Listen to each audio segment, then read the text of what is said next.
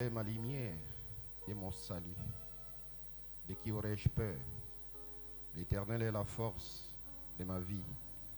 De qui aurais-je frayeur? Quand les méchants, mes adversaires et mes ennemis se sont approchés de moi pour dévorer ma chair, ils ont broché et sont tombés. Quand une armée comparaît contre moi, mon cœur ne craindrait pas.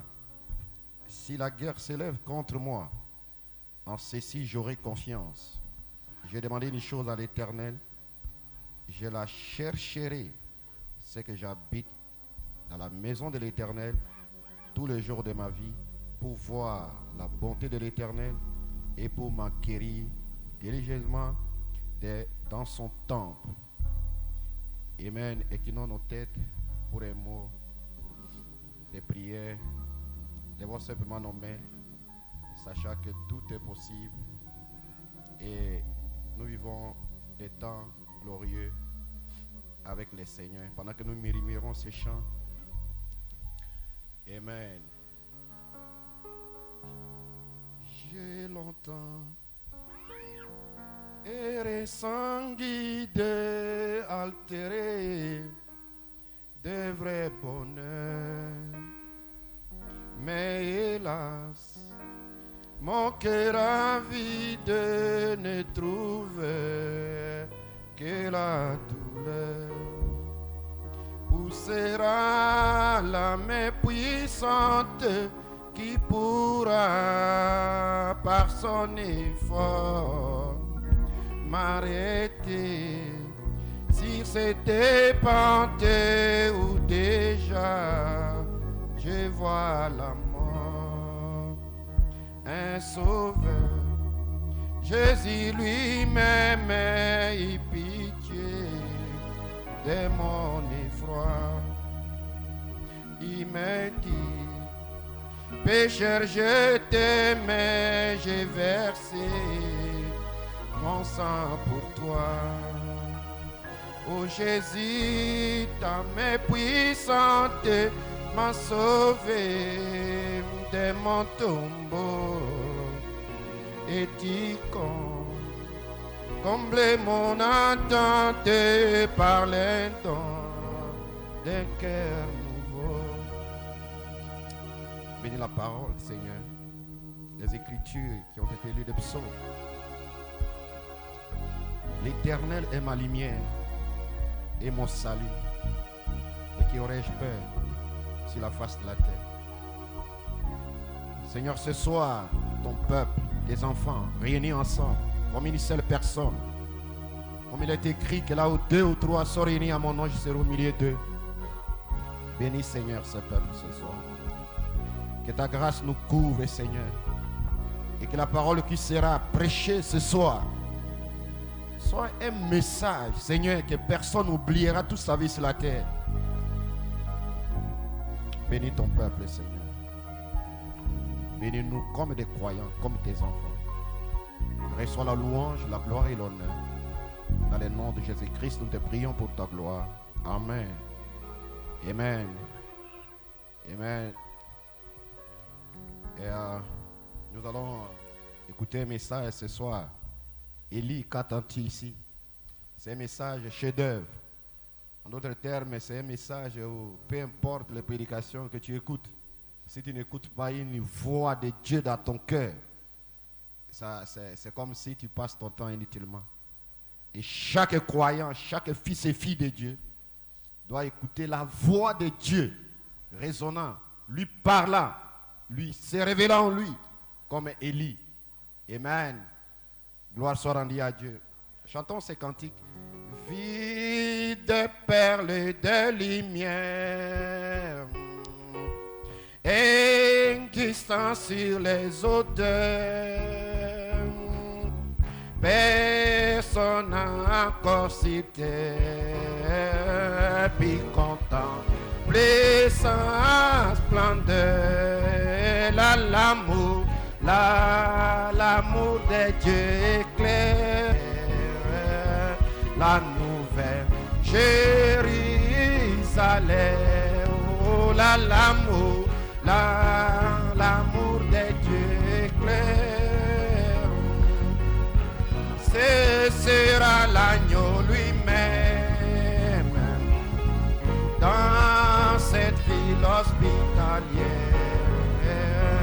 la nouvelle Jérusalem. C'est là où la gloire abonde, où la brève des vies fleurit, où les fleuves des vies ondées de ses flots. C'est cet abri, oh là l'amour, l'amour de Dieu éclaire. Ce sera l'agneau lui-même dans cette ville hospitalière, la nouvelle Jérusalem. Oh là l'amour, l'amour de Dieu éclaire. Ce sera l'agneau lui-même dans cette ville hospitalière, la nouvelle Jérusalem. Quand les pèlerins arrivent, épuisés des grands déserts, aux fontaines des eaux vives, quel repos leur est offert. Oh là l'amour, l'amour de Dieu éclaire. Ce sera l'agneau lui-même dans cette ville hospitalière, la nouvelle Jérusalem.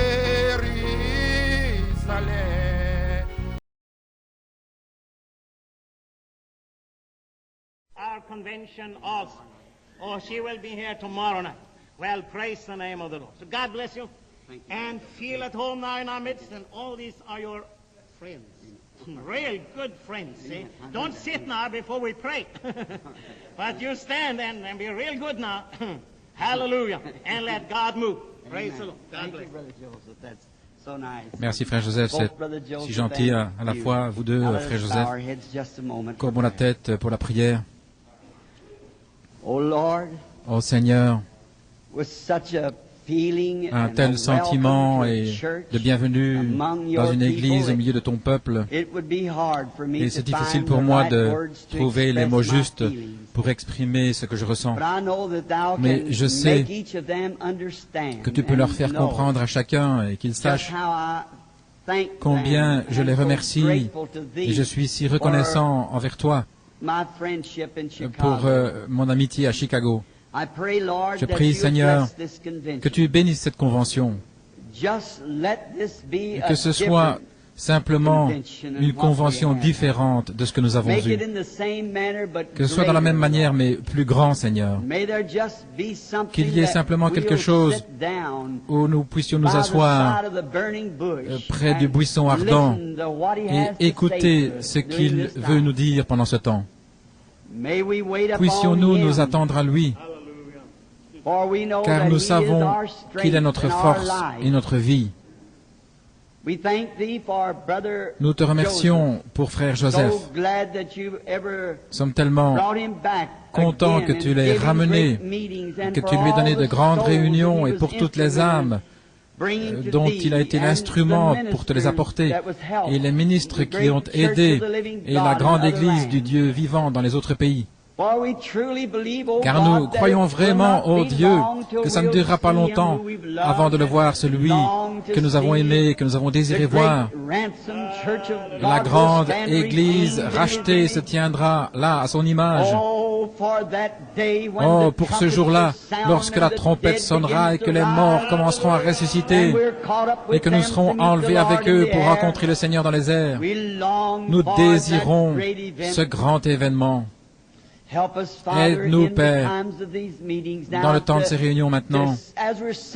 Alors que nous sommes assis à l'ombre d'un arbre, pourrait-on dire, dans cette école, aide-nous à te connaître davantage afin de pouvoir sortir de cette convention mieux équipés que nous étions en entrant, car nous le demandons dans le nom de Jésus. Amen.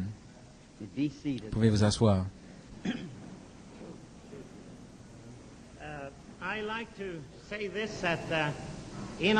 J'aimerais dire ceci, que dans nos conventions, nous essayons d'avoir un grand auditorium. Mais maintenant, comme nous n'étions pas sûrs, avant quelques semaines, que Frère Branham viendrait, et c'est le temps où toutes les écoles ferment, c'était presque impossible. Ça peut nous handicaper un petit peu, mais je crois que nous aurons tous de la patience. Et si vous connaissez la raison, je sais que vous aurez de la patience. Et pour dimanche, nous pourrons avoir un plus grand auditorium, mieux, pas plus beau, ça ne pourrait pas être plus beau que celui-ci, mais nous aurons plus de place où nous pourrons avoir les gens.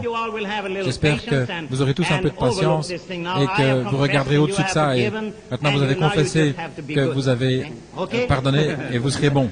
OK?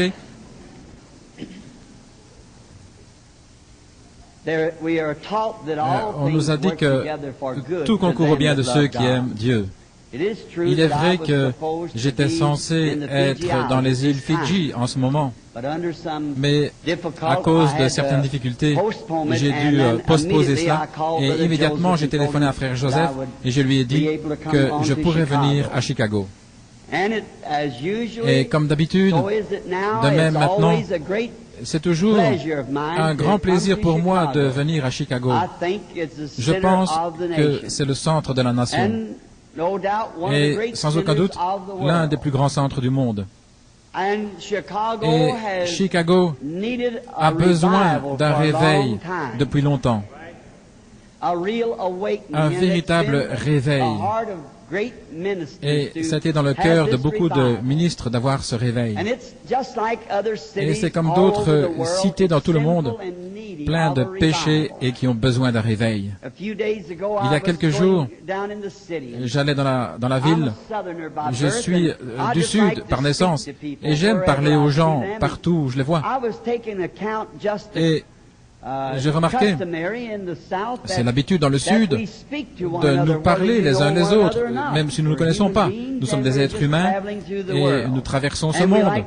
Et nous aimons dire à chacun bonjour ou quelque chose comme ça. Mais quand vous traversez le fleuve Ohio, alors vous trouvez la différence là directement.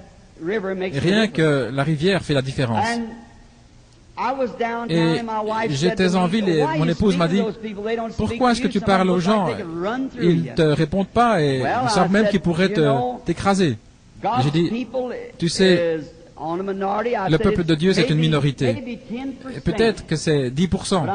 Mais j'ai dit « Si je parle à tout le monde, alors je sais que je vais atteindre ces 10% quelque part. » Mais j'aime les amis, j'aime être aimable. J'aime rencontrer les gens comme si je les connaissais. Je sais que parfois ils vous regardent bizarrement. Ils vous là dans la rue et ils se demandent ce qui se passe avec vous. Comme s'il y avait quelque chose qui n'allait pas. Il y a quelque chose. Je suis né de nouveau de l'Esprit de Dieu. Et ça fait une personne un peu particulière. Je suis si heureux d'avoir trouvé cela. Un soir, cette semaine, Dieu voulant, je désire parler là-dessus, ce que ça veut dire d'être né de nouveau. Nous sommes heureux d'être dans cette convention.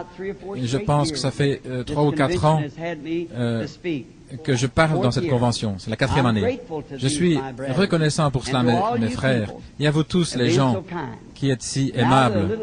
Et maintenant, la petite église ici, je pense habituellement ceci, j'espère, si j'ai tort, que le Seigneur me pardonne, mais il me semble que vous pourriez avoir une meilleure réunion dans une église, parce que dans ces grands auditoriums et ces choses, c'est très bien pour faire asseoir les gens.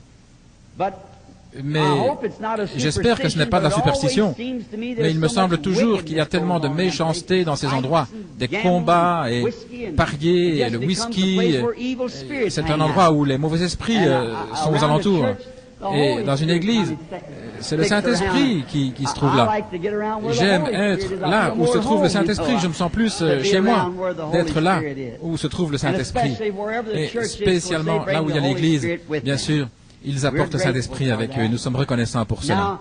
Maintenant, je ne veux pas vous épuiser chaque soir de vous garder longtemps. Et je sais, c'est un petit peu mon habitude. Je parle tellement lentement, il me faut longtemps pour dire ce que je veux dire. Et j'aime toujours dire la vérité. Je ne dois plus y penser, vous savez, parce que j'ai dit la vérité. Alors on ne doit pas rechercher en arrière, c'est quelque chose de mal. Alors vous devez faire attention à tout ce que vous dites, parce que sinon vous pouvez faire marche arrière. Mais vous prenez votre temps et ce que vous avez à dire, parce que c'est la vérité. Mon père me disait de faire toujours cela. Prends ton temps et dis la vérité et tu ne devras jamais faire marche arrière. Eh bien, c'est une bonne philosophie. Ainsi, je vais essayer de vous laisser sortir chaque soir. Si je venais un peu plus tôt, mais je pense que mon bon ami frère Joseph m'a téléphoné, il a dit d'être ici vers 15 minutes avant l'heure. Peut-être demain soir, ce sera un peu plus tôt. Et je pense que nous devrions avoir un soir de guérison pendant ce temps, ne pensez-vous pas? Plutôt que prêcher et puis prier pour les gens, parce qu'ici, il y a beaucoup de gens malades dans cette convention. Et disons que nous aurons vendredi soir pour la guérison. D'accord, ce sera bien. Okay. Alors, samedi matin, je pense que je suis censé prêcher pour les hommes d'affaires du plein évangile. C'est juste le petit déjeuner. Quand? Vendredi matin et samedi matin, c'est les hommes d'affaires. Eh bien, c'est très bien. Et alors, dimanche soir, je pense que frère Osborne a ce... Non, c'est dimanche après-midi. Et dimanche soir, nous aurons une autre réunion avec frère Branham. Très bien. Ah, une autre. Vous voyez comment il me lit, là? Très bien. C'est dimanche soir, alors. Et maintenant, nous allons lire un petit peu dans la parole. Nous allons y entrer rapidement. Et souvenez-vous maintenant ce que nous essayons de faire, frères et sœurs. C'est de venir dans la maison de Dieu comme endroit de correction. Un endroit où nous sommes assis, où nous nourrissons de la parole de Dieu et où nous sortons étant différents. Je crois que c'était en Finlande. J'étais là, nous étions arrêtés sur la route et il y avait des Finlandais qui avaient coupé le grain. Et quelqu'un avait apporté de l'eau pour leur dîner. Ils mangeaient sous un arbre. Nous nous sommes arrêtés. On a donné quelques petits tracts. Nous avons eu la prière. Nous avons parlé du Seigneur. Et 17 personnes ont reçu le Saint-Esprit juste là, sous cet arbre, juste en s'arrêtant et en répandant la vérité de l'Évangile à des gens qui avaient faim, un cœur affamé. Et nous pensons que cette convention signifiera cela à chaque personne qui n'a pas reçu le Saint-Esprit, qu'ils le reçoivent pendant ce temps-là. Maintenant, je vais prendre ce sujet ce soir dans le chapitre 19 de 1 Roi et les 5 derniers mots plutôt du verset 9. Qu'entends-tu, Élie? Et ça ne ferait pas de tort de lui adresser quelques mots de la prière. Seigneur, que nos cœurs soient ouverts ce soir pour entendre la parole du Seigneur. Et puisses-tu venir maintenant nous prendre et circoncire nos lèvres et nos cœurs et nos oreilles, et que le Saint-Esprit parle en nous les choses qu'il aimerait que nous connaissions, afin que nous connaissions Dieu et que nous craignions Dieu et que nous aimions Dieu et que nous servions Dieu avec tout ce qui est en nous. Car tu connais notre fragilité et comment nous sommes faits. Nous te demandons de nous pardonner chaque péché que nous avons commis. Fais de nous des cœurs honnêtes, des chrétiens consacrés, afin que nous soyons tellement salés pour les incrédules, afin qu'ils aient soif d'être comme l'Église du Dieu vivant. Accorde le Seigneur. Parle-nous maintenant alors que nous nous attendons à toi. Nous prions dans le nom de Jésus. Amen. Ça avait été un jour écrit en rouge pour le prophète. Il était très fatigué.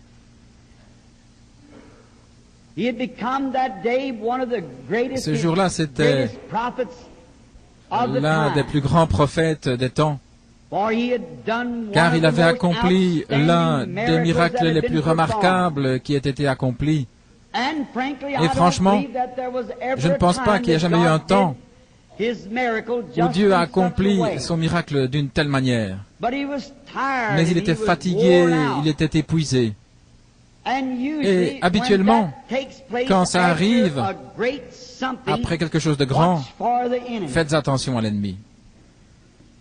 Et lorsque ses nerfs, il était tout bouleversé, il était sur le point d'être brisé, d'avoir une dépression nerveuse, c'est alors que Jézabel est intervenue. Et ça, c'est le piège du diable. Tous les chrétiens savent cela. Chaque homme ou femme qui a jamais été témoin d'une grande expérience en Christ sait combien c'est vrai. Regardez notre Seigneur. Après son grand couronnement, quand il fut baptisé et que Dieu, le Saint-Esprit, est descendu du ciel sous la forme d'une colombe et a rempli son tabernacle, immédiatement, il fut emmené dans le désert pendant 40 jours et fut tenté du diable. Je crois que c'est Paul qui, après avoir parlé du troisième ciel, immédiatement après, il a parlé de l'épine dans la chair. Et toutes les femmes de pasteurs savent combien il faut faire attention le lundi, s'il y a eu un grand jour le dimanche, parce que vous feriez mieux de le laisser dormir, je pense, le lundi matin. Ce serait la meilleure chose qu'il dorme. Et c'est une bonne chose parce que c'est ce que Dieu a laissé faire à Élie. Il a laissé dormir. Mais cela montre que Dieu fait quelque chose. Satan est toujours présent pour bloquer ou pour démolir ou faire ce qu'il peut pour interrompre. Et il était épuisé. Ses nerfs étaient à fleur de peau. Et tout comme les gens aujourd'hui, nous avons besoin d'un arbre, un genévrier. J'ai prêché à des gens fatigués, nerveux. J'ai prié pour des gens nerveux. Et c'est un monde nerveux, névrosé dans lequel nous vivons. Tout le monde est un petit peu les nerfs à fleur de peau, pourrait-on dire. Comme n'importe quelle petite chose peut les bouleverser. Le peuple de Dieu est comme ça. Le monde est comme ça. Nous avons besoin tous d'un genévrier, un endroit pour nous reposer. Je crois que cette convention sera un arbre, cet arbre, un genévrier. Les institutions pour malades mentaux sont remplies, les hôpitaux se remplissent, et les crimes des jeunes, délinquants juvéniles, partout, nous vivons dans un temps terrible. Et les gens essaient de boire pour oublier avec le whisky, ou ils essaient de jouer avec des cartes pour oublier, ou de rire avec des plaisanteries. Mais ce qu'il nous faut, c'est un genévrier, un endroit où nous pouvons être calmes devant Dieu. Maintenant, il y a 3 étapes dont nous voudrons parler. Le mont Carmel, le genévrier et la caverne. Les nerfs du prophète étaient tout bouleversés. Il venait de sortir de l'onction. Il avait été là pendant longtemps. Et Dieu avait pris soin de lui. J'aime ça. Dieu avait pris soin de son serviteur et l'avait nourri avec des corbeaux. Il avait attendu le temps, il avait abreuvé là au Chérit. Et maintenant, après que le grand miracle ait été accompli et que Élie sortait de dessous l'onction, il avait les nerfs à fleur de peau. Oh, combien je peux sympathiser avec lui. Mon cœur a toujours saigné pour Élie quand je pensais, sous l'onction du Saint-Esprit, il avait fait descendre le feu du ciel, accompli des miracles. Mais ce qui le bouleversait plus que tout, c'était cette Jézabel et ces gens-là qui avaient ignoré le miracle. Et ils font la même chose aujourd'hui. Quand Dieu accomplit des miracles, ça ne change pas l'incrédule. Il se moque simplement. Et Élie avait fait ces choses dans le nom du Seigneur. Et Jézabel avait même menacé de lui ôter la vie. Elle avait dit, laissez-moi là comme des prophètes de Baal. Et il n'avait pas coupé sa tête avant le jour suivant. Oui, le diable rage, et Élie pensait certainement que cette femme méchante changerait d'opinion. Mais vous savez, Dieu appelle simplement certaines personnes. Jésus a dit, personne ne peut venir à moi, à moins que mon Père ne l'attire premièrement. Et parfois nous nous posons des questions quand nous prêchons, nous prions, nous avons jeûné, pleuré, et puis nous voyons ensuite les résultats du réveil. Et voir les villes méchantes qui tournent le dos et qui se moquent. Et dans les journaux, ça apparaît comme du fanatisme. Ne pensez pas que c'est étrange, parce que c'est ce qui est arrivé dans tous les âges. Ils commencent à donner des noms vulgaires à ce sujet, ou ils les traitent de n'importe quel nom qu'ils ne devraient pas, simplement pour rendre les œuvres de Dieu quelque chose de léger. La raison pour laquelle je dis cela, c'est que les hommes et les femmes qui croient Dieu et qui ont vu les œuvres de Dieu, et nous demandons pourquoi Chicago n'a pas de réveil. C'est la réponse. Chicago n'aura jamais de réveil, ou l'Amérique n'aura jamais de réveil, à moins que Dieu ne l'envoie. Et il a secoué cette nation avec des signes, des prodiges et des miracles, et il s'en éloigne constamment, avec le même motif que Jézabel avait. Je vais leur couper la tête, je vais fermer leurs églises, s'ils pouvaient le faire. Mais nous avons encore les droits de la Constitution. La loi garde ses portes ouvertes avec les droits de la Constitution. Mais Élie était épuisé, et il avait le cafard. Et Jézabel a fait cette menace qui lui a mis dans une dépression nerveuse. Les gens parfois pensent que les prophètes de Dieu devraient être continuellement en train de bombarder tout le temps. Mais Dieu veut qu'ils se mettent sur le côté. Vous savez, certains parmi nous mangent, et ils ne font jamais d'exercice. Et d'autres font trop d'exercice et ils n'ont pas l'occasion de manger. Nous sommes dans ces conventions et nous mangeons la parole de Dieu et la bonté de Dieu. Et nous sommes bien gras et rassasiés. Et nous ne disons jamais rien à ce sujet. Nous devrions sortir et utiliser cette énergie dans des témoignages à la gloire du Seigneur Jésus. Vous savez, beaucoup de gens pensent que le prophète devrait s'avancer comme une fusée. S'il part comme une fusée, il va bientôt tomber comme une pierre aussi. Aujourd'hui, je venais de Jeffersonville, j'écoutais la radio. Ils essayaient d'envoyer un Spoutnik ou quelque chose, dépenser des millions de dollars pour essayer de battre la Russie, pour aller sur la Lune. C'est pas étonnant que nous sommes un tas de névrosés. Qu'est-ce que nous avons à faire avec la Lune, alors que nous ne pouvons même pas prendre soin de ce que nous avons ici? Nous ne pouvons pas contrôler ceci. Mais vous voyez, tout ça, c'est un mouvement scientifique. Et Dieu est abandonné. Il n'est plus dans le tableau. Un jour, les hommes ont essayé de construire une tour pour s'éloigner de la terre. Et Dieu ne leur a pas donné l'unité. Et je pense que les hommes aujourd'hui, ils essaient de construire ces tours pour aller jusqu'à la Lune. Et ils sont là, avec toutes sortes de conférences, mais sans unité. Ils ne peuvent pas parler la langue les uns des autres. Il y a une langue que nous devrions tous connaître, et c'est la langue de Dieu. L'amour de Dieu les uns pour les autres et une fraternité parmi les hommes. Lorsque nous apprendrons cette sorte de tour, cette sorte de langue, alors il y aura une tour qui va descendre du ciel pour nous emmener dans la gloire. Ce sera l'échelle de Jacob, où Dieu nous fera monter un de ces jours. Il était fatigué, épuisé, mais Dieu prenait soin de son prophète. Je pense à la gentillesse de Dieu qu'il a montrée avec Élie, lorsqu'il l'a amené sous cet arbre, Là, lorsqu'il a quitté sa province, il est allé dans une autre province. Et là, il avait laissé son serviteur. Et puis, couru dans la jungle, dans le désert, dans un endroit fixé.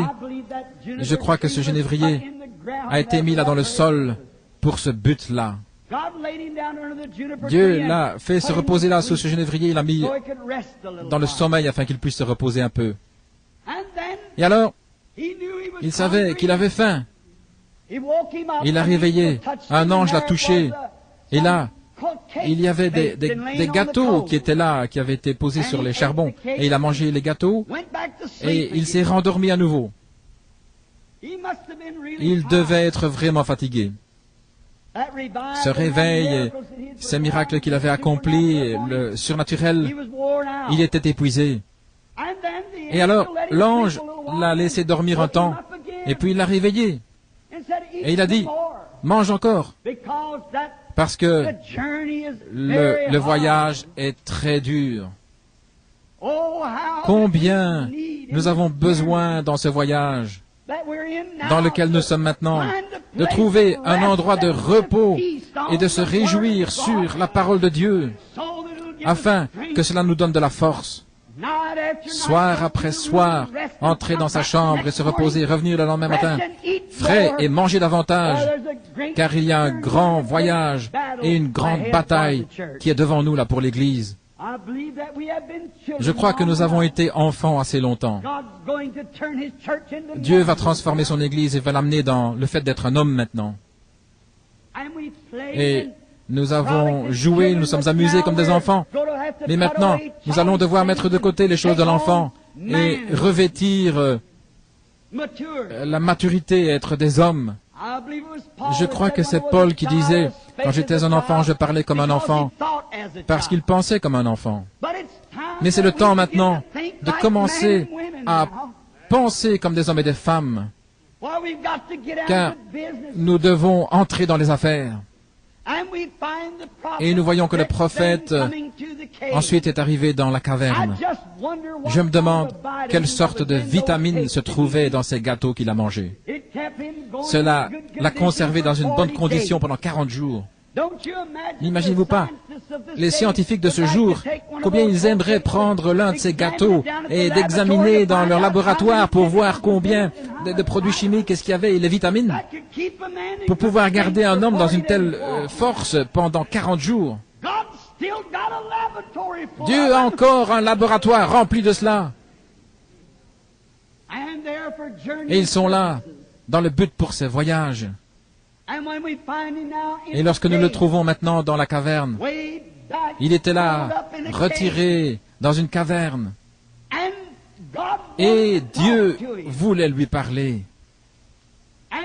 Et la Bible dit qu'un grand et puissant vent est passé, et puis un tremblement de terre, et puis des déchirements, des secouements. Mais Élie restait simplement tranquille. Et après un temps, il y a eu une petite voix douce et tranquille. Et Élie a reconnu que c'était Dieu. Et il a mis le manteau sur son visage et il est sorti pour le rencontrer. Je me demande si nous, l'Église, n'avons pas écouté trop de vents impétueux et de tonnerre et de sang et les éclairs, au point où nous avons manqué d'entendre cette petite voix douce, et c'est le temps de revenir à ça maintenant. Ça n'a jamais frappé Élie. Élie était l'un des aigles de Dieu. Il était là dans la caverne, en train d'écouter toutes ces choses qui passaient. Et cependant, c'est Dieu qui le faisait. Mais il voulait quelque chose de mieux. Élie était son aigle. J'aime toujours ce chant. Ceux qui s'attendent à l'Éternel renouvelleront leur force. Ils s'élèveront avec des ailes comme un aigle. Et il y a un certain verset qui dit quelque chose comme ceci. Enseigne-moi, Seigneur, à attendre quand les cœurs sont enflammés. Laisse-moi humilier mon orgueil et invoquer ton nom. enseigne-moi à ne pas me reposer sur ce que font les autres, mais à attendre dans la prière une petite voix douce et subtile qui vient de toi. Nous, les Américains, nous aimons les grandes choses et beaucoup de bruit. Comme c'est différent, comme ça revient sur nous. C'est une petite chose et silencieuse. Vous savez, les Américains, ils aiment coloniser les grandes choses, aller avec les grandes églises, faire les grandes choses, les plus grandes foules. C'est à celui qui peut attirer le plus l'attention. C'est né en nous de faire ça. Mais, oh, combien cela a prouvé que nous avons manqué Dieu. Là où il y a tellement de bruit, et je crois dans le bruit, certainement, mais c'est pas ça. Élie savait que Dieu faisait le bruit, mais il attendait quelque chose d'autre. Oh Dieu, laisse-moi attendre. Peu importe qui a le plus grand réveil, qui attire la plus grande foule, ou la plus grande église, la plus grande dénomination. Laisse-moi attendre jusqu'à ce que j'entende cette petite voix douce. Je me demande si nous n'avons pas pris tellement de temps à être méthodistes, baptistes et les dénominations, ou pourquoi nous avons manqué d'entendre cette petite voix douce. Car nous regardons nos églises qui déclinent et la fraternité qui se brise et les choses qui arrivent, et nous voyons que quelque chose ne va pas. Et cependant, nous avons eu les vents, la pluie, les flots et tout le reste. Mais où est cette petite voix douce? Ils cherchent les grandes choses. Celui qui peut ériger la plus grande tente. Celui qui peut construire la plus grande église. Et nous, les pentecôtistes, nous sommes arrivés à un tel endroit. Si nous allons dans une réunion, et si tout le monde ne court pas dans les allées, et parle en langue, et saute sur les sièges, nous n'avons pas eu de réunion. Ça vaudrait la peine de rester tranquille jusqu'à ce que nous entendions quelque chose qui vient du ciel, une petite voix douce. Nous avons besoin de l'enseignement apostolique, de la puissance apostolique. Cette puissance apostolique, ce n'est pas le bruit, c'est le Saint-Esprit et l'amour de Dieu qui nous fait désirer le Christ Jésus. Les gens aiment coloniser, faire des sectes, avoir des formes, des dénominations. Ils sont là et ils cachent leurs propres péchés. J'appartiens à telle et telle. Et j'appartiens à telle église. C'est la plus grande église. Je ne me soucie pas combien elle est grande. Il n'y a qu'une seule chose qui peut cacher le péché, et c'est le sang de Jésus-Christ. Nous entendons tellement parler aujourd'hui de Dieu, mais c'est un Dieu, un bon Dieu, mais c'est un Dieu de colère aussi. C'est un Dieu de jugement, c'est un Dieu de justice. Et sa sainteté requiert la justice. Il incombe à Dieu d'être juste parce qu'il est saint. Et il juge et condamne de la même manière qu'il bénit. Mais aujourd'hui, nous pensions que parce que nous pouvions faire beaucoup de bruit, ou avoir une grande dénomination, ou faire quelque chose de grand et bruyant, allons là sur la rue et frapper d'un tambour, et beaucoup de gens qui suivent, parce qu'ils font du bruit. Je crois que Paul en a parlé un jour en disant, comme un airain qui retentit, une cymbale retentissante. Si nous avons toutes ces choses et que nous n'ayons pas l'amour de Dieu mélangé avec cela, il n'y a rien là-dedans. Ne quittons pas cette convention juste avec une réunion pentecôtiste.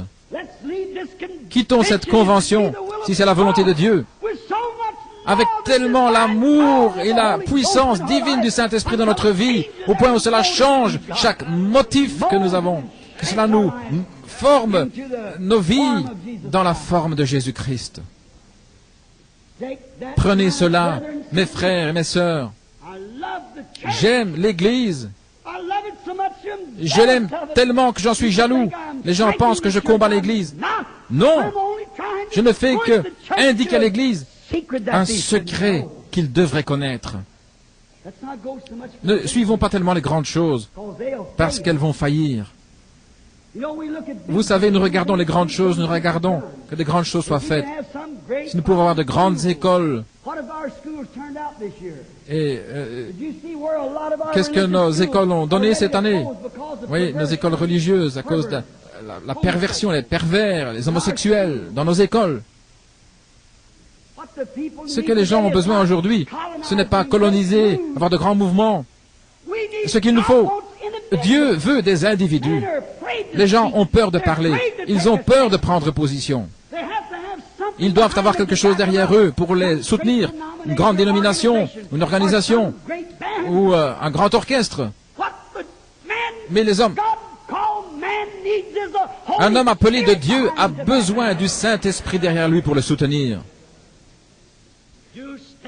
Vous, vous restez seul. Aujourd'hui, nous ne voulons pas faire cela. Nous nous tenons comme organisation, un mouvement. Nous nous tenons comme ceci, cela ou autre. Mais Dieu veut que les gens soient des individus. Comme Élie l'était. Il était le seul qui restait pour ce qu'il savait, mais il s'est tenu là pour les bons principes. Le bruit et les secouements ne l'ont pas inquiété. Il a attendu d'entendre cette petite voix douce. Alors il a répondu. Nous pouvons avoir des rassemblements dans le pays. Nous pouvons avoir des grands stades remplis de gens. Nous pouvons avoir toutes sortes de choses qui se passent. Cela n'aidera jamais jusqu'à ce que Dieu parle individuellement au cœur humain. C'est la seule chose qui changera l'homme. C'est la seule chose qui le fera s'envelopper là sur son visage pour entrer dans la présence de Dieu. L'Église a besoin de cela, les amis. C'est la sorte de condition que nous désirons. Quelqu'un m'a dit il n'y a pas longtemps, il disait, Frère Branham, la seule chose qui ne va pas avec vos réunions, lorsque le Saint-Esprit vous oint, vous voyez des visions, nous vous croyons alors, mais oh, cette prédication froide et formaliste que vous avez. Eh bien, si le Saint-Esprit peut montrer des visions, c'est le même Saint-Esprit qui peut parler aussi autrement. Dieu ne fera pas cela, nous avons besoin de correction. Oh, nous avons besoin de revenir, rester silencieux et écouter jusqu'à ce que quelque chose se passe à l'intérieur de nous, une voix du ciel qui parle. Mais nous voulons être soutenus. Un homme pense que parce qu'il devient un ministre, s'il ne va pas dans une grande organisation pour qu'il le soutienne, eh bien, il ne pourra pas prêcher. Si Dieu vous a appelé à prêcher, prêchez. Si vous devez vous tenir seul, prêchez de toute manière. Dieu vous a parlé. Restez là et prêchez. C'est votre droit donné par Dieu. Je préfère écouter un homme comme cela plutôt que d'avoir tous ceux qui ont leur diplôme en théologie ou philosophie derrière eux. Et c'est ce qui ruine l'Église aujourd'hui. Ils suivent des classes, des sectes, des sociétés. Toutes ces choses sont bien. Mais ça n'appartient pas, ça n'a pas sa place dans la maison de Dieu. Dieu veut des hommes envoyés par Dieu, qui soient loin du ciel et qui ont entendu l'histoire de Dieu et qui ont été remplis de son esprit, qui se tiennent là sur la conviction de leur cœur. Regardez Élie. Regardez Élisée qui le suivait. Regardez Jean-Baptiste en son jour. Regardez Paul. Tous l'avaient abandonné et il se tenait là parce qu'il avait rencontré Dieu. Il avait entendu une voix lui parler un jour. Regardez John Wesley, Martin Luther, Calvin. Des hommes qui ont fait quelque chose pour Dieu. Ce sont des hommes qui ont entendu Dieu et qui se sont tenus là sur leurs convictions, qui ont écouté et qui ont attendu.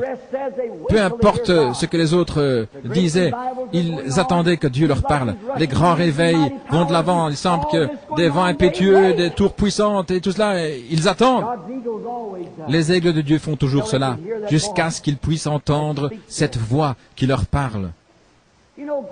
Vous savez, les grandes choses ne font pas beaucoup de bruit. Avez-vous déjà pensé à ça? Vous savez que le soleil peut tirer des millions de litres d'eau en moins de bruit qu'on peut pomper un verre d'eau. Les grandes choses, habituellement, se passent dans le silence. Avez-vous déjà entendu les planètes tourner les unes autour des autres? Non, mais comme c'est grand! Avez-vous déjà entendu comment le jour se lève et cependant il dissipe les ténèbres et c'est silencieux au point où ça ne nous réveille même pas. Mais cela dissipe la nuit. Ce dont l'Église pentecôtiste a besoin aujourd'hui, C'est de l'aurore, le jour qui arrive, où ils vont se tenir silencieux jusqu'à ce que Dieu entre dans leur cœur.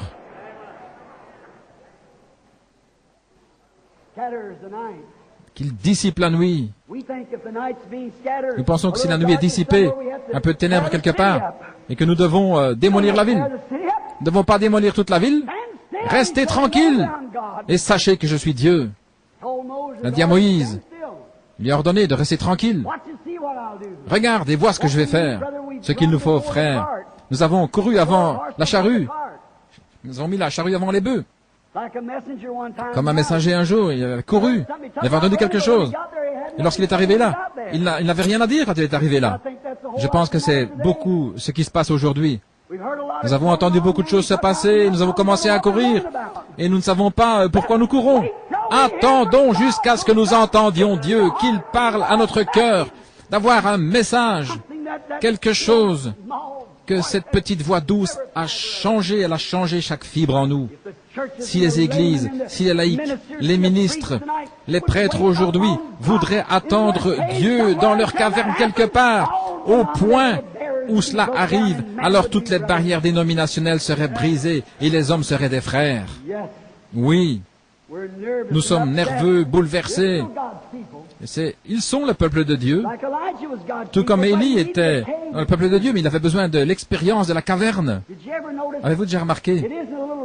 Ce ne sont pas les petites vagues qui reflètent les étoiles, faire beaucoup de bruit, mais c'est le petit étang calme qui reflète les étoiles.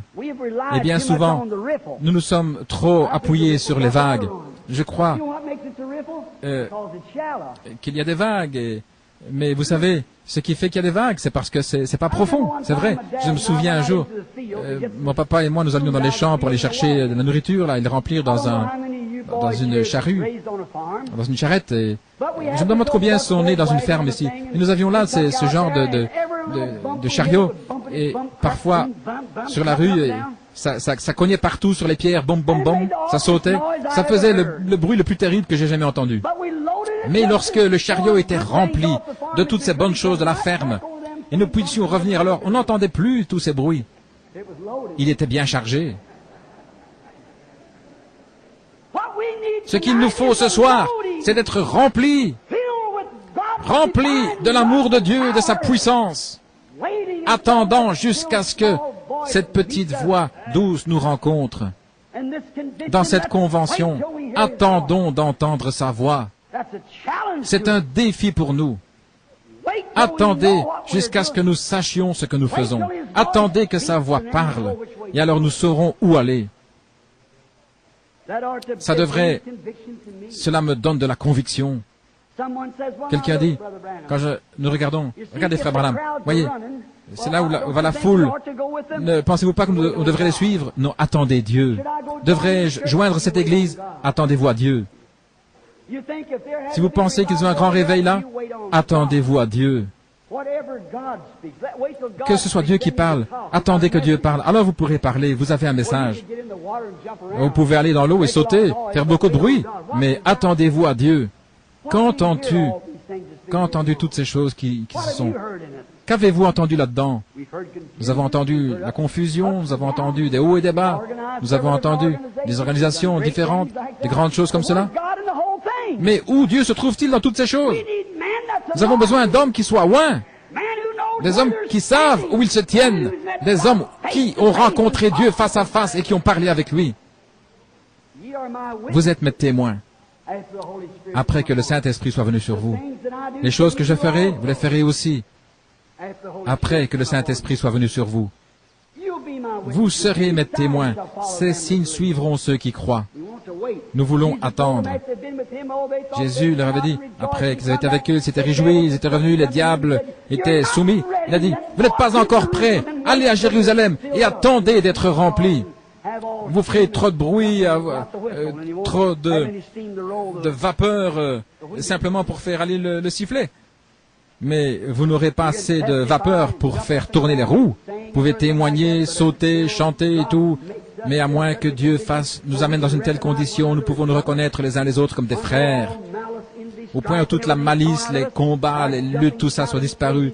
Nos sauts, crier, louer Dieu, parler en langue, guérir les malades, accomplir des miracles, et tout ça n'arrivera jamais à rien.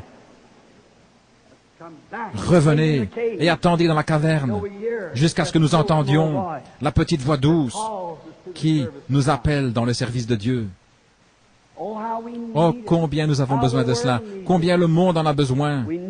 Nous avons besoin de cela. Dieu pourvoira. Et vous dites, eh bien, frère Branham, s'ils vont tous, qu'en est-il de moi? S'ils suivent tous ce mouvement, mais suivez Christ. Attendez simplement un peu. Vous savez, nous avons des oiseaux. Et certains sont des oiseaux migrateurs. Certains, dès qu'il y a un peu de fraîcheur, ils vont vers le sud, aussi vite qu'ils le peuvent. Mais il y en a qui restent ici. Eh bien, un oiseau va dire, tu ferais mieux de te joindre avec nous. Les vers, ils sont mieux là-bas. Mais si celui qui reste ici, Dieu le nourrit là exactement, pendant l'hiver, de la même manière qu'il va nourrir l'autre là-bas. Dieu a toujours un chemin pour vous, c'est juste. Et il est prouvé que l'oiseau qui reste à la maison est en meilleure santé et beaucoup plus solide que celui qui va vers le sud. Nous ne devons pas nous inquiéter. Nous oublions qu'il y a un Dieu. Nous sommes tout excités et nous disons, si je peux faire ceci, si je ne peux pas agir comme cela, si je ne peux pas me joindre, restez tranquille et attendez que Dieu vous parle. C'est la chose. Par exemple, si un lapin, s'il allait jusqu'en Floride pour vivre, il n'y arriverait jamais avec ces petits bonds comme ça. Et si quelqu'un disait, attendez, nous allons voir d'une manière scientifique, si tu restes là, il va y avoir 30 pieds de neige, tu vas te trouver là dans la neige, tu vas mourir. Mais, vous savez, le lapin, il survit là où il se trouve. Dieu lui procure des raquettes de neige et il va simplement survivre là. Parce que quelque chose lui dit de rester là et d'attendre. Il n'a pas encore de chaussures, mais Dieu va pourvoir pour cela. Les raquettes de neige pour le lapin, et il va se trouver là et il sera entretenu, il pourra manger, il sera... Tout ira bien. C'est comme le petit cerf en Chicago. S'il allait en Floride, là, il serait en danger. Dieu sait cela. Ainsi, Dieu fait qu'il soit satisfait de la manière où il est. Même s'il y a de la neige, et 30 pieds de neige, et toute la mousse et tout. Et Dieu prend soin de lui. Et qu'en est-il de cet ours-là qui est toute l'année? Que ferais-tu si Dieu te donnait ces raquettes de neige? Dieu prend droit soin de la situation, on ne doit pas simplement pas être tout frustré. Dieu prendra soin de la situation. Il ne doit pas sauter, être tout frustré et dire « Oh là là, qu'est-ce qui va se passer ?» Il se tuerait, ou bien quelqu'un le tuerait s'il agirait comme ça. Voilà ce que l'Église essaye de faire. Ils essayent de se joindre, de courir après ceci, faire ceci, cela. Attendez-vous au Seigneur. C'est lui qui pourvoira pour vous. Qu'est-ce que vous entendez? Pouvez-vous entendre la voix? Cet ours, il entend la voix de Dieu. Il n'a pas de raquette de neige, mais qu'est-ce qu'il fait? Il va simplement dormir, il s'endort et il dort là pendant tout l'hiver. Que les autres courent, ils aillent où ils veulent, mais lui, il va simplement entrer en sommeil, en hibernation. La nature parle. Cette maman ours là, elle fait ses jeûnes en octobre. Et puis elle s'endort. Elle ne se réveille pas avant le mois de mai. Et tous les petits oursons sont là nés en février. Et si la mère disait, eh bien attendez, ça va faire encore 3 mois avant que je les voie. Et les petits gars, s'ils sont nés, et juste comme des petits rats là, ils sont nus comme un petit rat. Eh bien comment ces gars-là vont-ils trouver un endroit? Comment est-ce qu'on va prendre soin d'eux? Elle ne s'inquiète pas à ce sujet-là. Elle sait que si quelque chose lui parle, que Dieu prend droit soin de cela. Voyez? Et en février, dans tout ce temps froid, sous la neige, quelque chose fait que ces petits gars vont se tenir debout et ils vont marcher près de leur mère et ils vont se nourrir. Et là, ils vont se nourrir pendant 3 mois. Et lorsque la maman va se réveiller, elle va dire « Bonjour les enfants » et puis ils vont commencer leur petite marche. Elle ne se frustre pas au sujet du fait d'aller vers le sud, elle n'est pas frustrée à aller voir le médecin et comment veiller à ses petits-enfants. Non, elle dort tout simplement. Si l'Église pouvait simplement avoir assez de sens comme cet ours pour s'attendre au Seigneur. Le général Byrd, lorsqu'il a fait son expédition vers le pôle Sud, il pensait que ces gens, les amis avec lesquels il était, devraient avoir du lait frais. Ainsi, il avait un petit troupeau avec lui pour avoir du lait dans l'Antarctique. Ainsi, il a dit, nous allons prendre quelques vaches. Et ils ont pensé, si nous changeons ces vaches ici qui se trouvent dans une zone tempérée, là dans cette zone froide, elles vont attraper la pneumonie, elles vont mourir si nous les conduisons là-bas. Ainsi, ils sont allés là et ils ont fabriqué des gros vêtements, des grands manteaux avec des fourrures. Et ils les ont mis sur ces vaches. Mais vous savez quoi, quand ils sont arrivés là, ils ont remarqué qu'elles n'en avaient pas besoin. Dieu leur a fait pousser des longs poils afin qu'elles n'aient pas besoin de ces manteaux faits par l'homme. C'est ainsi que l'Église, peu importe si vous êtes là sur la rue et que vous ayez une canette en main ou un tambourin, si vous êtes un ouvrier dans la mission, il ne veut pas que vous soyez un Billy Graham ou un Oral Roberts, attendez-vous au Seigneur. Il pourvoira à tout ce dont vous avez besoin. Attendez d'entendre cette petite voix douce. C'est ce qu'il nous faut. Attendez. Qu'entends-tu? Que pouvez-vous entendre? Et qu'avez-vous entendu dans toutes ces années? Nous avons eu des miracles, nous avons eu des choses que Dieu voulait que les hommes attendent. Il a accompli des miracles, il n'a jamais changé le pays. Le péché est encore partout pire que jamais. Et c'est arrivé jusque même dans les églises pour déchirer. Qu'est-ce que nos miracles ont fait? Qu'est-ce que nos campagnes de guérison? Je crois dans la guérison divine, certainement. Mais vous ne pouvez jamais mettre l'accent sur quelque chose de mineur. La guérison divine est mineure. Nous ne pouvons pas mettre l'accent sur ces choses-là. L'Église devrait être dans la maturité. Nous avons eu des vents impétueux, nous avons eu toutes sortes de sensations. Mais où en est l'Église? Où en sommes-nous aujourd'hui? Il y a encore plus de dénominations aujourd'hui, colonisées et tout, et nous sommes toujours les mêmes hommes. Ce qu'il nous faut, c'est attendre jusqu'à ce que nous entendions la voix de Dieu en tant qu'individu.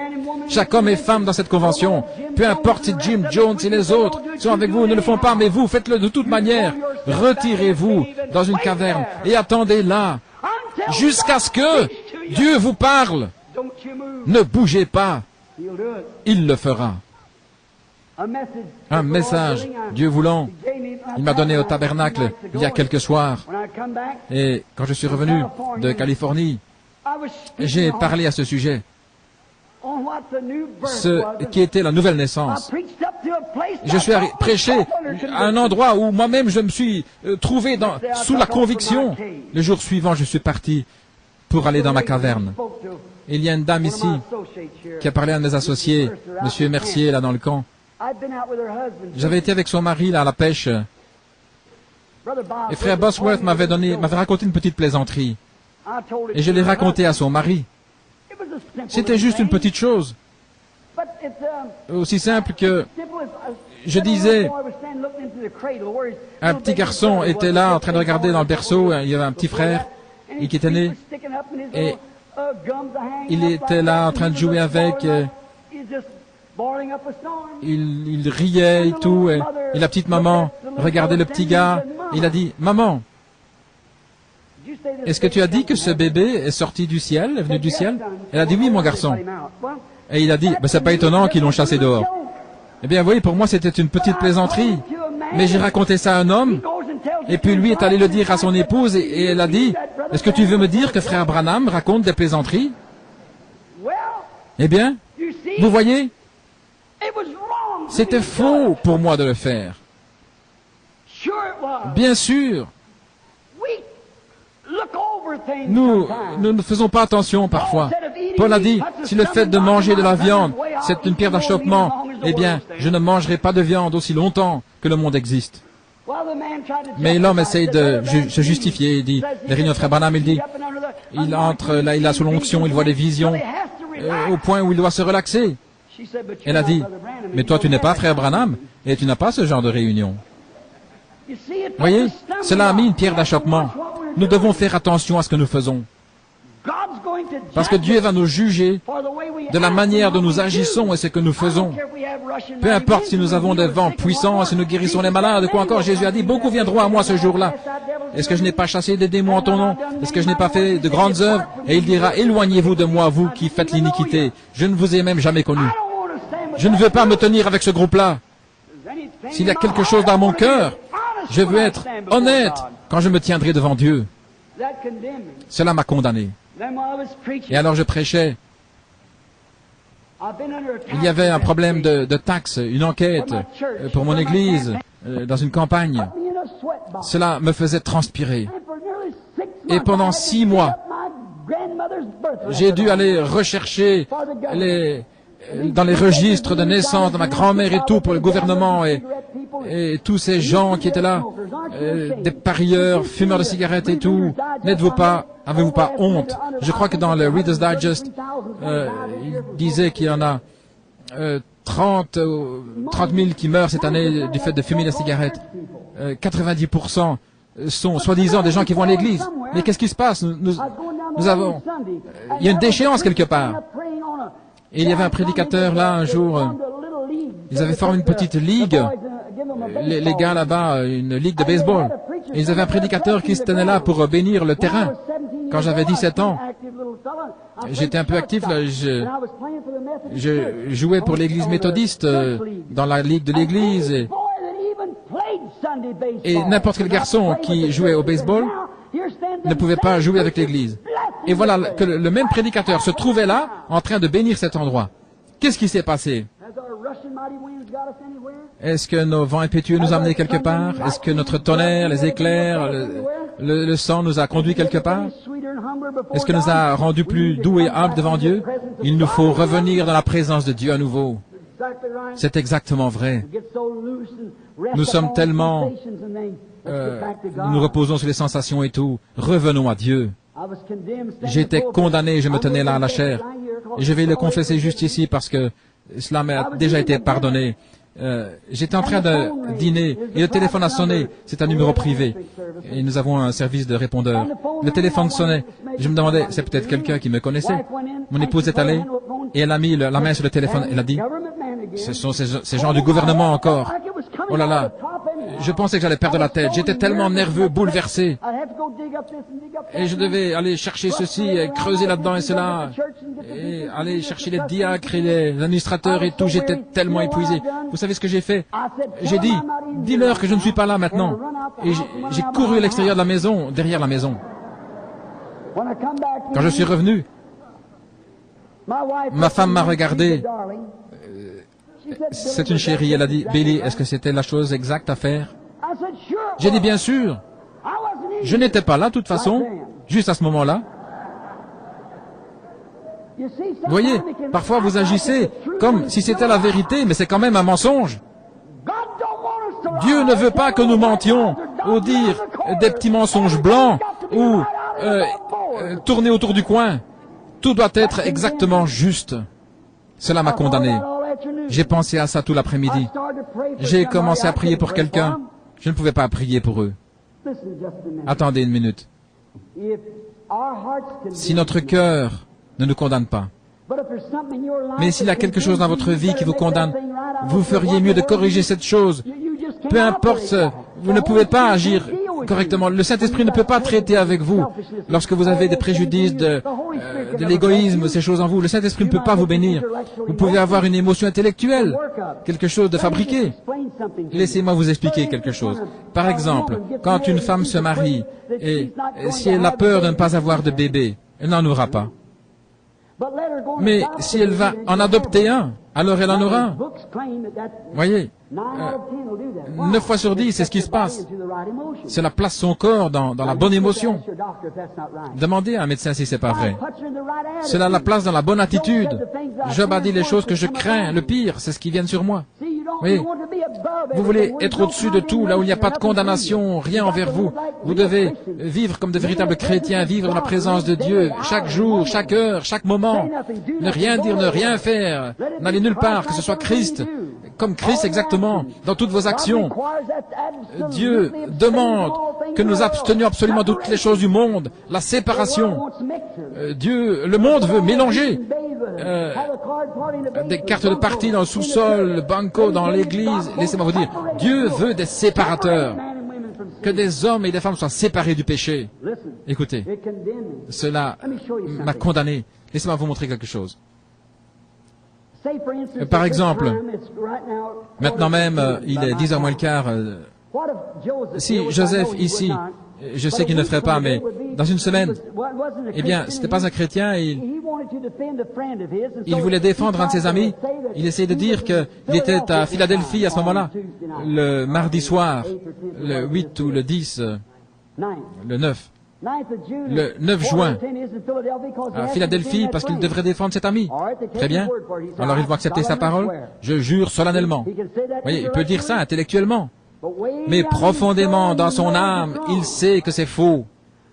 Ainsi, il l'amène devant le tribunal. Et ils disent, Monsieur Bosé, est-ce que vous jurez solennellement que vous étiez à Philadelphie, à tel endroit, le mardi soir, le 9 juin 1959?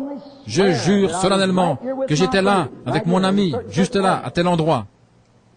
Ils disent, allez chercher le détecteur de mensonges et mettez-le autour de ses poignets. Monsieur Bosé, voulez-vous lever la main et jurer cela? Il peut dire, maintenant, je vais faire que ça soit juste.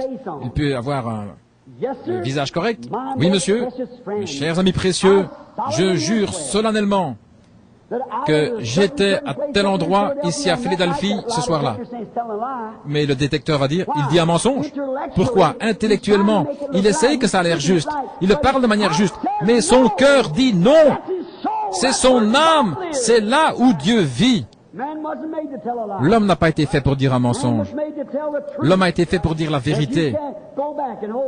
Et si vous ne pouvez pas rejeter le préjudice, l'égoïsme, comment pouvez-vous vous attendre à ce que Dieu réponde à la prière? Vous pouvez parler en langue, crier, battre le tambourin, faire tout ce que vous voulez, et puis parler contre votre voisin. Mais ne vous attendez pas à ce que Dieu réponde à votre prière, c'est juste. Ainsi j'étais là, je voulais poser mes mains sur un bébé, le Saint-Esprit m'a dit, mais quoi au sujet du fait que je n'étais pas dans la maison? Voyez, s'il y a une vibration, s'il y a quelque chose au sujet de poser les mains, si vous n'êtes pas en ordre avec Dieu, il y a de la condamnation là. Vous savez, dans votre cœur, que Dieu ne va pas vous répondre. Mais maintenant, c'est la vérité, les frères. Ainsi, j'étais tellement condamné, je n'en voulais plus. J'ai fermé la porte, je suis entré dans ma caverne. Vous savez tous que j'ai une caverne là, je suis resté là. J'ai prié, j'ai pleuré. J'ai dit, oh Dieu, il y a des gens malades. Je suis désolé d'avoir dit cela. Je n'ai pas seulement menti, mais j'ai fait que mon épouse a menti. Elle a dit que je n'étais pas là. Elle ne l'aurait pas dit si je ne lui avais pas dit de le dire. Et j'étais trop frustré. Nous devons être pas... Dieu est avec nous. Qui sera contre nous? Il n'y a rien à mettre dans l'ombre. Nous devons être fidèles et nous tenir là dans la vérité. Et si vous savez que vous devriez naître de nouveau, être rempli du Saint-Esprit, avoir une expérience comme ils avaient le jour de la Pentecôte, alors ne vous attendez pas à ce que Dieu réponde à votre prière si vous voulez vous tenir derrière quelque chose d'autre. Mon Église ne dit pas, mais qu'est-ce que Dieu dit? Si vous savez que vous devez naître de nouveau, vous devez être comme Christ, et si vous n'avez pas encore eu cette expérience où toute la condamnation du monde, les choses sont parties de vous, retournez dans la caverne, sous ce genévrier-là, rapidement, et écoutez, et voyez ce que vous pouvez entendre. Vous entendrez quelque chose comme le vent impétueux, vous entendrez des choses comme les sensations, la guérison divine, le sang, le feu, la fumée, quoi que ce soit, ou ces grandes églises se joindre à ceci, les sectes, dénominations, une grande organisation. Mais vous entendrez une voix qui vous parle. Vous entendrez Dieu descendre dans votre âme et vous faire confesser tout et corriger toutes choses. Je vais vous dire quelque chose en terminant. Je ne vous ai jamais dit ce qui est arrivé. Je ne vais pas le dire, mais Satan ne peut pas le connaître aussi longtemps que c'est dans mon cœur. Dieu vit là. Mais si je le parle, alors il va l'entendre. Et il va bloquer tous les chemins. Et ça, c'était mon problème, le trouble. J'ai aimé les gens au point de leur dire tout, mais cette fois-ci, je vais le garder, vous n'en saurez rien.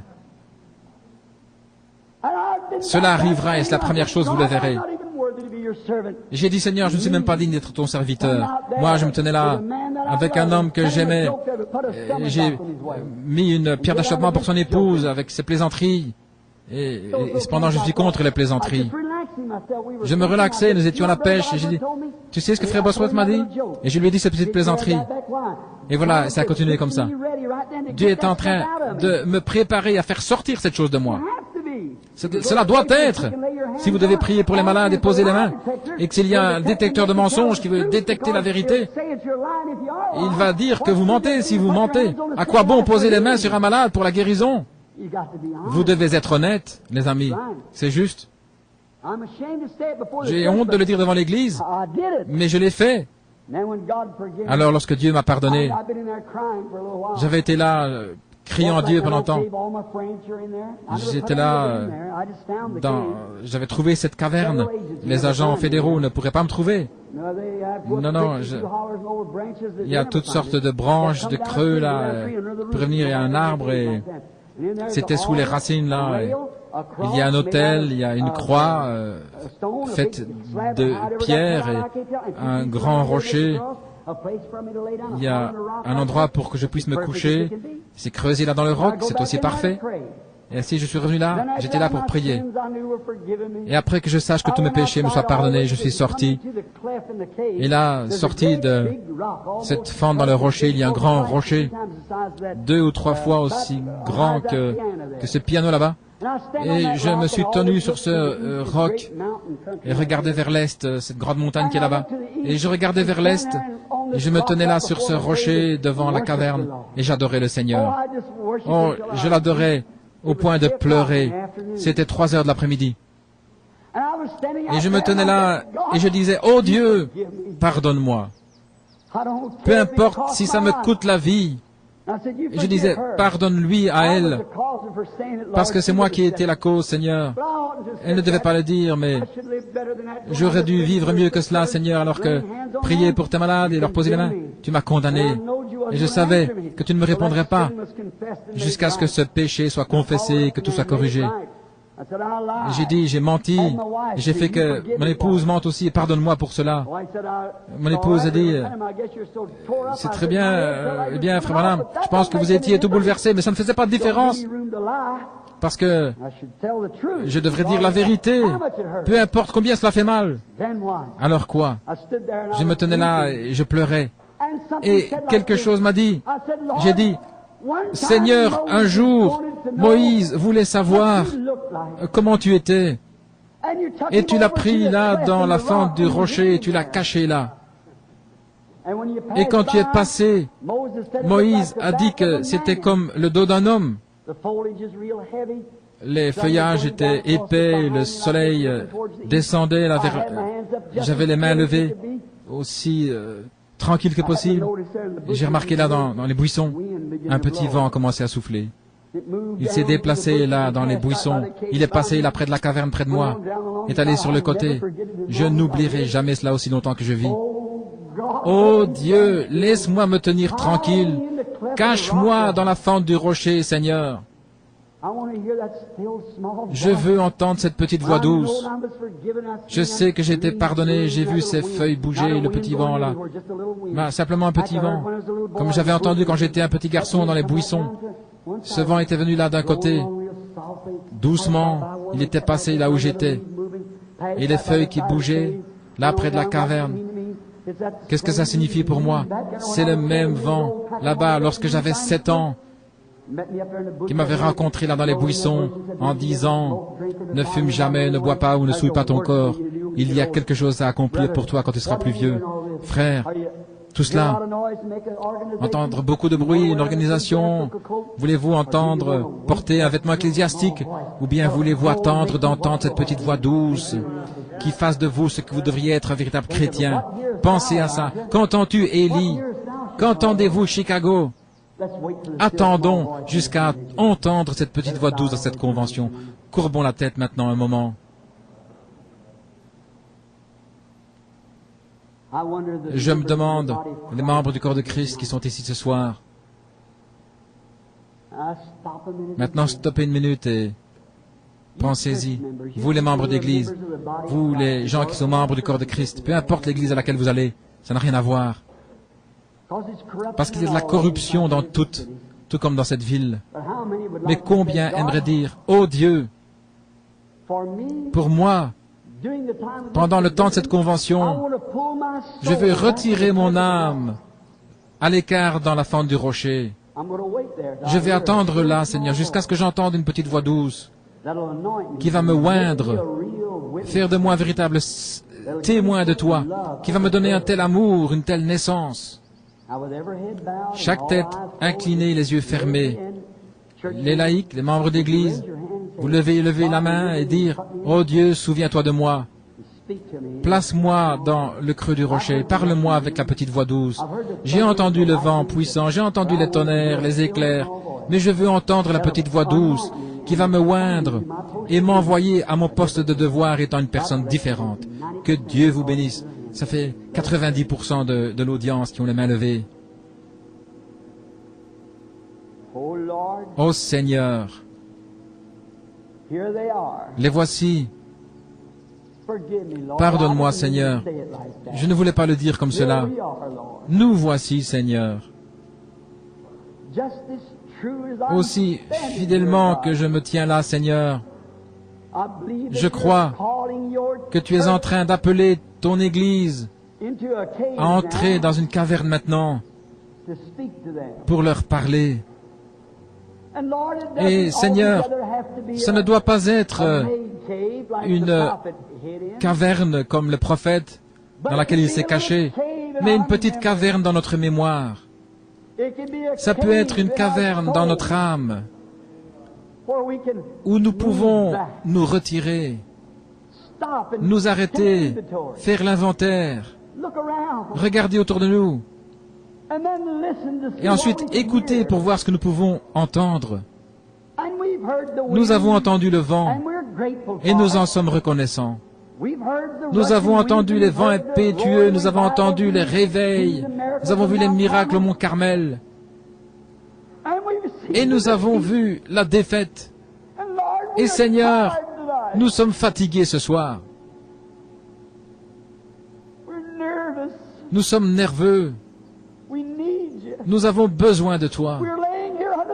Nous sommes ici sous le genévrier. Nourris-nous de ta vérité, Seigneur. Ta parole est la vérité. Ensuite, emmène-nous, Seigneur, en ce moment, Seigneur, dans la caverne, que nous puissions nous cacher là, dans la fente du rocher, jusqu'à ce que nous entendions cette petite voix douce. Et que cette convention n'éclate pas dans de grands cris, un jubilé, mais que cela éclate dans une expérience, dans des pleurs, une repentance, un esprit de réveil dans le cœur des gens qui les réveille, qui les ramène à Dieu à nouveau, dans cette expérience douce et humble, comme le soir où nous avons été sauvés, Seigneur. Nous confessons nos péchés. Nous sommes honnêtes. Nous le confessons devant Dieu et devant les hommes. Oh Seigneur, quand je pense à ce que j'ai dit à mon épouse là, dire que je ne suis pas à la maison, que je suis à l'extérieur maintenant même, je ne suis pas juste ici à ce moment-là. Seigneur, cela m'a condamné. Mais tu m'as pardonné pour cela et maintenant je sais mieux. Oh, adoucis nos vies, Seigneur. Déverse l'huile et le baume de Galade et l'onction, Seigneur, et oins nos âmes de ta bonté et de ta miséricorde, afin que nous puissions entendre Dieu nous parler à nouveau. Accorde-le, Seigneur, à chacun qui se trouve ici et les autres dans la nation. Nous avons vu, Seigneur, le tonnerre et le vent, les tremblements de terre, et cela n'a pas amené les résultats, Seigneur. Ils veulent encore faire plus de dénominations et briser et coloniser et séparer les hommes les uns des autres. Oh Dieu, Laisse-nous nous tenir silencieux et calmes jusqu'à ce que nous entendions la voix de Dieu qui fait fondre nos âmes les uns avec les autres. Accorde-le, Seigneur. Entends-nous et pardonne-nous. Et donne-nous cet esprit-là, afin que nous puissions vivre jour après jour. Guéris les malades au milieu de nous, Seigneur. Ceux qui sont ici et qui ne se sentent pas bien, Père, nous prions qu'ils ne devront même pas attendre la réunion de guérison vendredi soir, mais que maintenant même, dans cette douceur, là, dans la fente du rocher, qu'ils puissent entendre la voix de Dieu qui leur parle. Je suis le Seigneur qui guérit toutes tes maladies. Et ce ne sera pas alors traversé dans les lignes de prière, dans différents endroits, et les évangélistes qui posent les mains, mais ce sera une expérience. Ils se souviendront toujours, ils sauront que quelque chose leur est arrivé. Accorde le Père. Mais par-dessus tout, pardonne-nous nos transgressions. Nous voulons nous tenir sans défaut ce jour-là, car nous le demandons dans le nom de Jésus et pour sa gloire. Amen.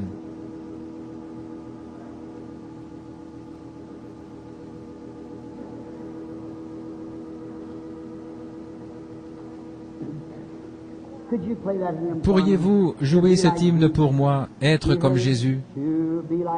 Être comme Jésus sur la terre, je veux être comme lui. Le connaissez-vous? Est-ce que c'est comme ça que vous voulez être?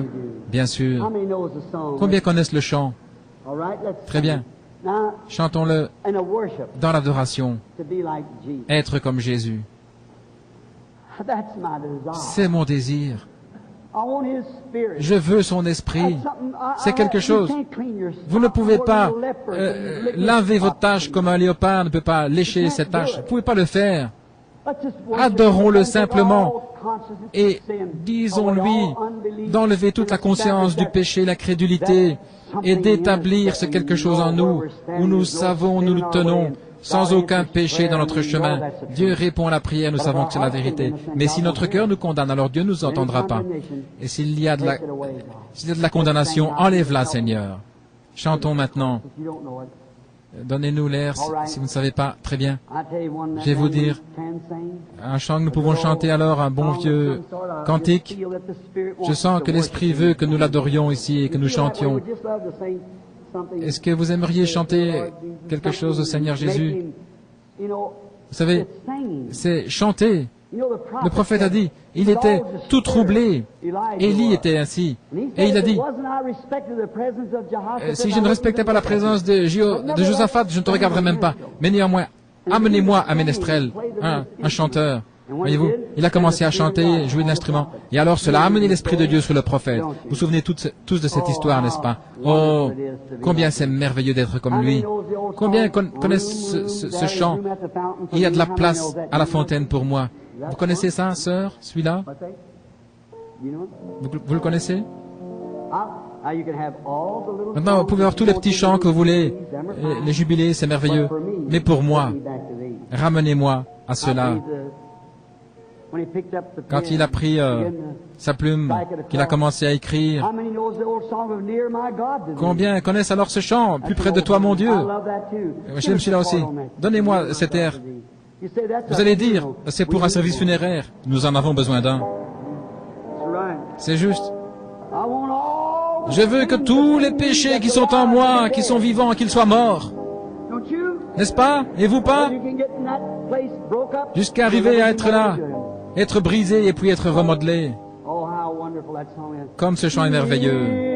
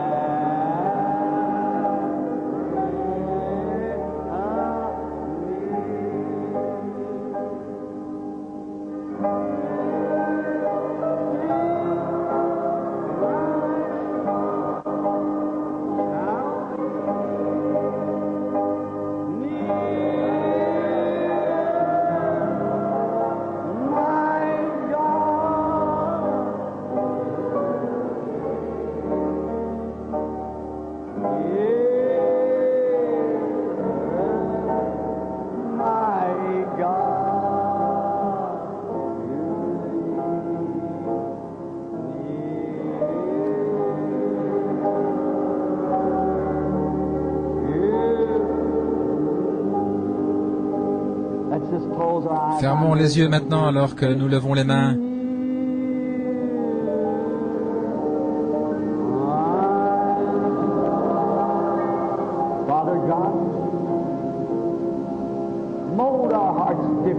Père Dieu, modèle nos cœurs différemment maintenant. S'il y a du péché au milieu de nous,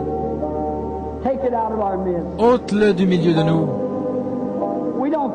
Peu importe à quel niveau nous devons arriver, Seigneur.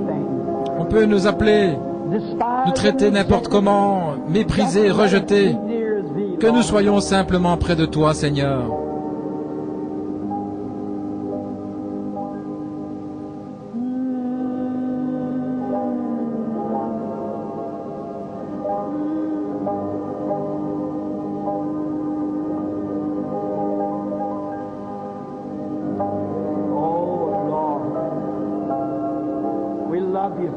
Oh Seigneur, nous t'aimons, Père. Pardonne-nous. Un de ces jours, Seigneur, si tu tardes, nous viendrons dans les allées, différents, en train de parler. Oh, pardonne-nous maintenant, Seigneur, de nos manquements. Nous t'adorons. Nous sommes simplement tes enfants. Nous t'adorons dans l'esprit. Que cette petite brise, ce vent que Dieu a placé devant moi ce jour-là devant la caverne, Seigneur, dont j'ai parlé, qu'il passe, Seigneur, au travers de chaque cœur ici. Qu'il y ait une petite voix douce qui parle. Parle, dis-nous que nos péchés sont pardonnés, alors que nous attendons, Seigneur. Nous nous attendons à toi. Nous prions dans le nom de Jésus. Amen.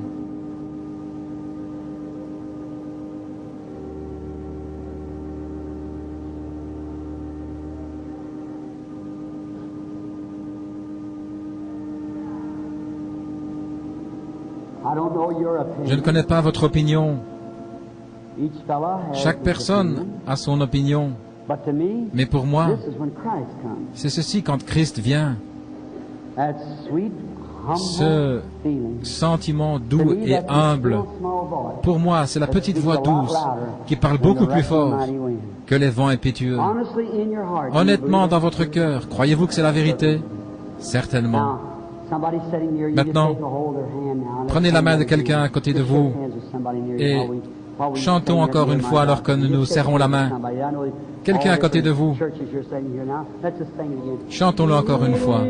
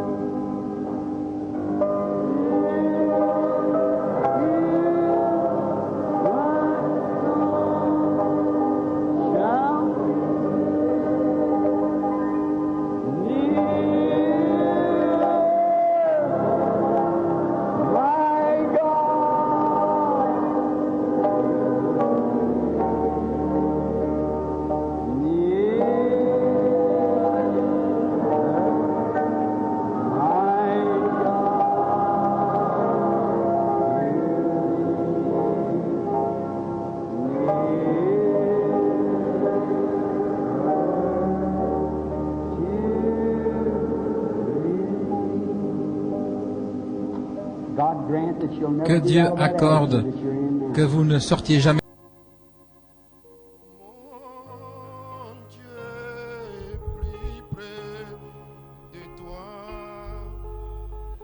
Plus près de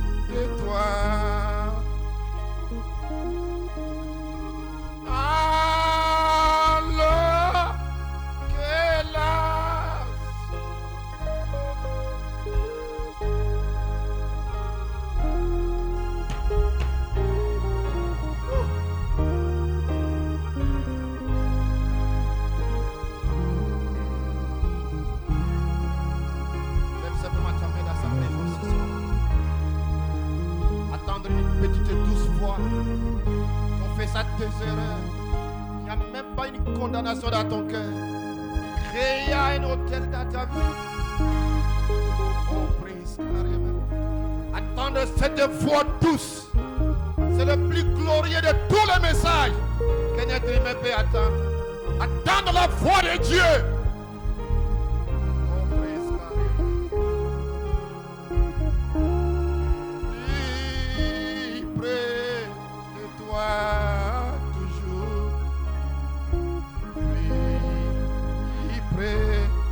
De toi,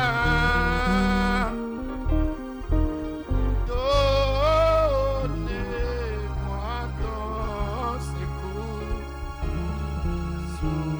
soutiens ma foi, que ça dans ces déchets,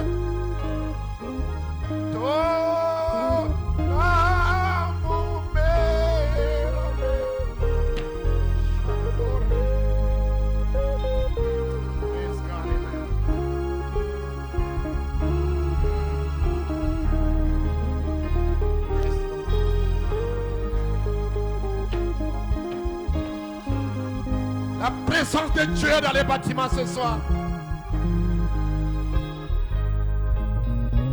Cet être invisible est dans les bâtiments ce soir. C'est lui ton créateur. C'est lui qui t'a créé. Il veut te parler. Cause avec toi. Ça fait des années que tu lui parles. Maintenant le temps est arrivé dans cette saison de l'adoption où il doit te parler. Tes péchés sont pardonnés. Je t'ai tant aimé. Je purifie ton âme.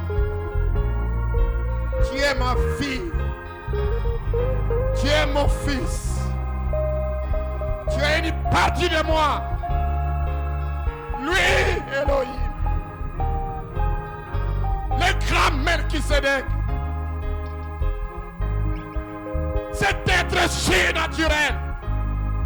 Il parle à Moïse. Il parle à Josué. Il parle à Ézéchiel. Il parle à Pierre. Il parle à Paul. Frère Branham dans sa caverne. Il ne voulait pas autre chose. Il voulait cette foi. Pouvait lui dire, ne filme pas, ne bois pas, j'ai une œuvre à faire avec toi. Mais ces jours-là, il avait plus besoin de lui. Tu as plus besoin de Dieu que toute autre chose sur la face de la terre. Dans cette présence, tout est possible, épouse.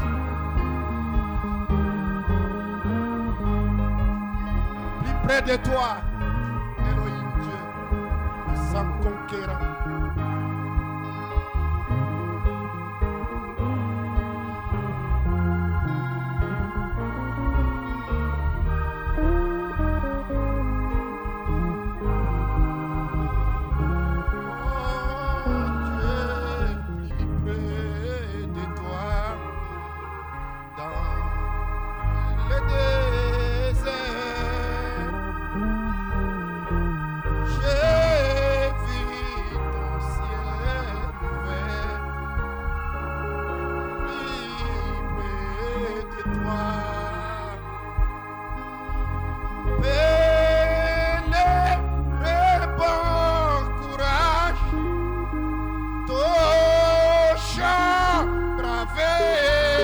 courage.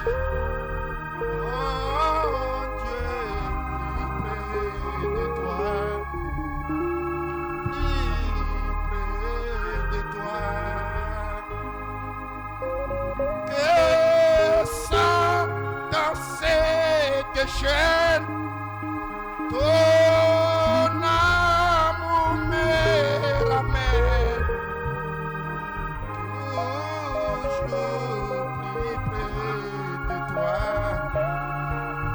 plus près de toi. Oh glory.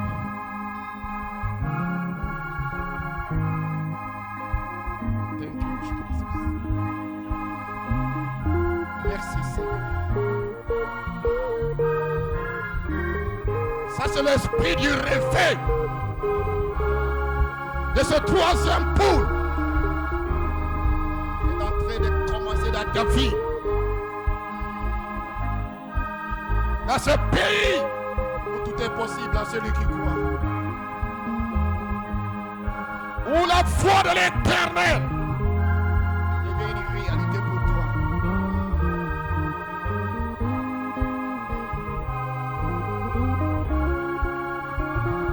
Écoutez un prédicateur, c'est merveilleux. Écoutez une sœur, c'est merveilleux. Écoutez un frère, c'est merveilleux. Mais la plus grande des choses, c'est d'écouter ton Créateur.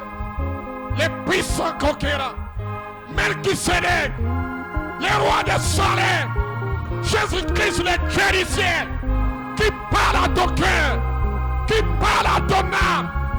C'est la plus grande chose. Et ce n'est pas de l'épouse. C'est la part de tous les croyants. Depuis la siècle du Nouveau Testament, Dieu parle à ses enfants. Il parle par les prophètes. Il parle par les serviteurs de Dieu. Il parle par les apôtres. Il parle par les évangélistes. Mais la plus grande chose, sœur, la plus grande chose, frère, c'est d'écouter cette voix au-dedans de toi qui te dit tes péchés sont pardonnés, que tu es ma fille, que tu es mon fils. Je t'ai tant aimé.